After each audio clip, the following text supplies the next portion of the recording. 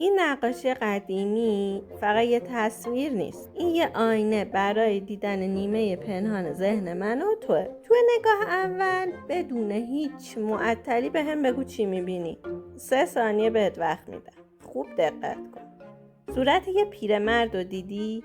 یا یه زن و یه سگ خوابیده؟ جوابتو تو ذهن خودت نگه دار، چون الان قراره حسابی شوکه بشی. اگه اول صورت اون پیرمرد ژنرال مانند رو دیدی، تو آدمی هستی که همیشه تصویر بزرگتر رو میبینه. تو به جزئیات الکی اهمیت نمیدی، اما ممکنه گاهی اونقدر غرق هدف بشی که احساسات بقیه رو نادیده بگیری. حالا اگر تصویر دوم رو دیدی، یعنی اون زن یا سگ توی تصویر، تو جزو 10% خاص جامعه ای. تو قدرت مشاهده ای داری که بقیه ندارن. دروغا رو قبل از گفته شدن میفهمی، ولی حواست باشه این یعنی خیلی زودتر از بقیه هم دچار اضطراب میشی. حالا صادقانه به هم بگو کدومش رو دیدی؟